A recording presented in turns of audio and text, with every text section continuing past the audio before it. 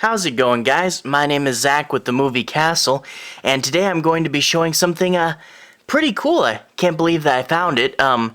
Charlie The Choo-Choo by Beryl Evans, but it's actually by Stephen King. For those of you guys who don't know, Stephen King has a series of books, the Dark Tower series, and in the book The Wastelands, which is, I believe, the third one of the series, Jake finds this book inside a store in the real world, and it offers clues as to what needs to happen in the world of the Dark Tower, the other dimension.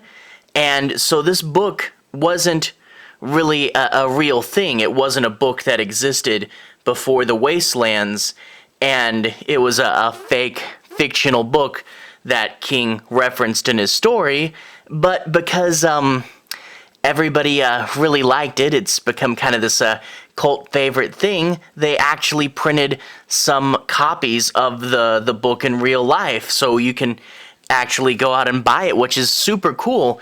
Now, when this thing first came out, I remember they all got bought up really quick and they were going for crazy amounts of money. I don't know if they printed more or what, but basically I had never seen this thing before in real life. I had just seen it on the internet and I hadn't really inquired about it later. But just a little bit ago, I was walking through my local Barnes & Noble and they just happened to have this sticking in the shelf with their Stephen King books, and I have not seen any other copies before or since. It just happened to be in the shelf for some reason, and it was only going for cover price, which for this one is only $14.99, which is pretty cool. So it just randomly showed up in my Barnes & Noble, and I was super glad to pick it up. It's one of those things you go in, you're just looking around, you're like, whoa, wait a minute, what's this? I'm grabbing this. I can't believe I actually found this. And speaking of buying this in a real brick and mortar store, the face of Charlie the Choo-Choo kind of got to the person who was checking out. She's like, "Oh wow, that's creepy." And I'm like, "Oh yeah, it's a Stephen King thing." And she's like, "Oh okay." Which, you know, for the amount of crazy stuff I buy from brick and mortar stores, I hardly ever actually freak out the cashiers. The last time I got a comment like that was when I first got the Tim Curry version of It, and he's peeking out from the cover there.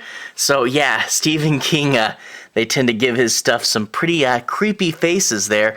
But anyway, let's look at this edition specifically. You get Charlie the Choo-Choo by Beryl Evans, and they found some creative ways to get the real names on there.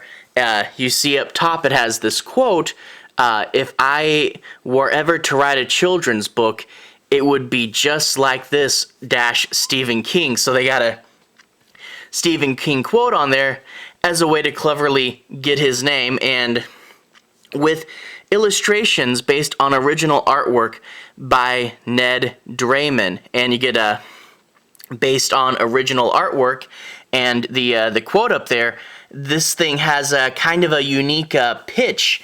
It's not a recreation of the first book exactly like the one in the Wastelands. This is actually a new edition of the book. So that's how they were able to get away with modern book manufacture and modern credits, is they pretended like this is a re-release of the one found in the Wastelands. So let's flip to the copyright page, and you can see that this is, you know, they put a copyright 1942, which is completely fictitious, but 4th edition. So that's how it's like, why it's modern and why they have the quotes on the back and the modern barcode.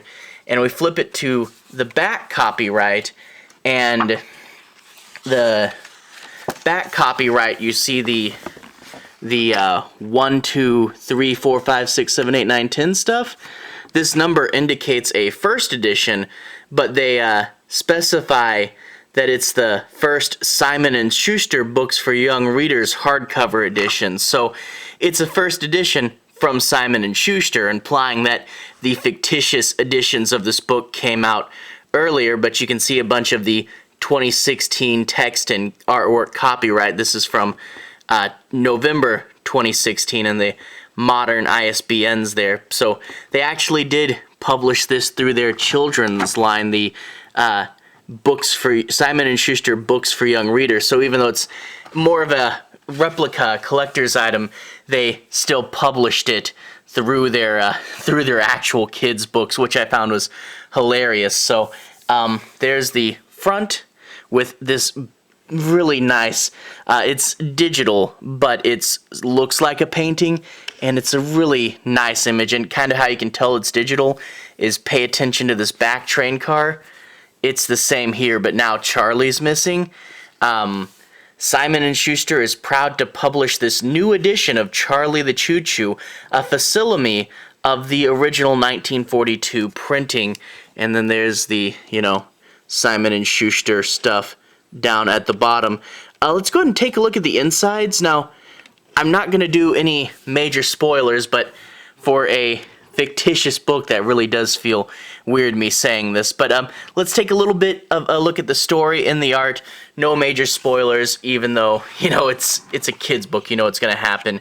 But I do want you guys to have a basic understanding what this book's about and, say my piece on a few the points inside. Anyway, you get these mustard yellow end papers, and then before we flip in, you get this pattern paper of Charlie the Choo-Choo in grayscale. Very, very nice. Charlie the Choo-Choo by Beryl Evans. And you flip it open, and it tells this nice story of how Charlie was a choo-choo train from Midworld, the Midworld Railway Company. And one day, he starts talking to Engineer Bob, who's the engineer that is driving him, and that's sort of their little secret, is that Charlie the Choo-Choo's really alive, and they like to talk and sing together. And Charlie, of course, has his own song. It's, don't ask me silly questions, I won't play silly games, I'm just a simple choo-choo train, and I'll always be the same.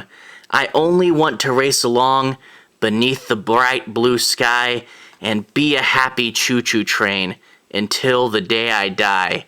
And that's sort of a repeated motif, there, Charlie's song. But anyway, one day, the engineer comes, and there's a new train in Charlie's berth. You see he's gotten old, and they have to replace him, which, of course, Engineer Bob does not like. So Charlie is set off in the corner and forgotten about, and you see they put, birds and mice come and nest inside of him, and he's all forgotten about, and here's him crying with oil coming out of his eyes. This image here is really, really good. A creepy yet childish image, and there's Engineer Bob worrying that Charlie is gonna die. But of course, this is a kid's book, kind of in the vein of Rudolph, so something's going to happen to make it all better. But no spoilers, even though spoilers are kind of silly on a book like this. But don't worry, kids, Charlie's gonna be okay. But when we're looking at this, there are a few things within the text. First of all, it's written to be a fake kids book, so there's lots of, silly, overly enthusiastic, like Charlie's full of zip and zowie, and that's always fun, And if I can find it, the page where, where he's explaining that Charlie has to be retired, there's things in the subtext, so it's on its surface really fun and cartoony and for kids, but there's a bunch of things in the subtext. You're like, oh, okay, that's a joke for the adults, where it's talking about how Charlie needs a lube job and his boiler leaks, boiler leaks like he's getting too old and wetting his pants, so there is some double entendres within this text, kind of making this nice dichotomy where it looks like a kid's book, but it's actually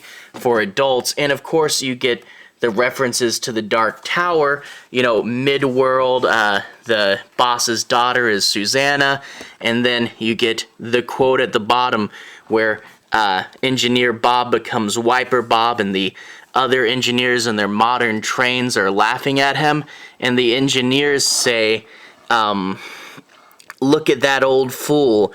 They'd say, he cannot understand that the world has moved on. A major quote from the Dark Tower books. It would always say, the world has moved on, and they have it they have it in this book, and you know, gotta love the references. And then of course with the artwork, they do a really good job. Like I said earlier, that whole, you know, it's for kids supposedly, but it's actually for adults.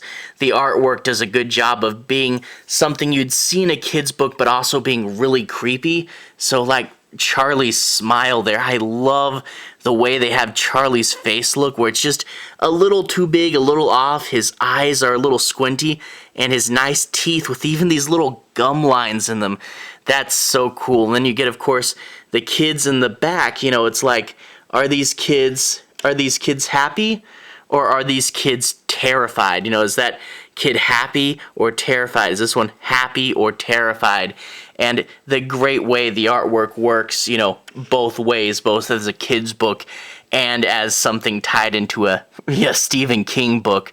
But overall, I can't believe I just found this sitting there on the shelves. I really do love it. I am really glad to add this to the collection there, and it's in a nice hardcover. And hey, it was only 15 bucks. This is something I just snatched right up the moment I saw it, and like I said, I haven't seen it at Barnes & Noble since, but for a random thing to just appear on the shelf, you know, I grabbed it up really quick. I love Stephen King, you know, in all the different forms they take, you know, the books or the movies, and it's really cool to add this to the collection, and I'm just really glad to have this thing.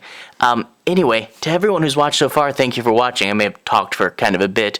But anyway, thank you for watching. To everyone who's liked or subscribed, thank you. You really are helping the channel out. And at the end of the video, I'll put a relevant playlist. If you want to see a few more of my things, I do mainly horror on this channel, 95% horror movies pretty much. And the relevant playlist, you can probably find some more videos that you like. Anyway, have a good day. I'll see you guys again very, very soon. Relevant playlist on the bottom.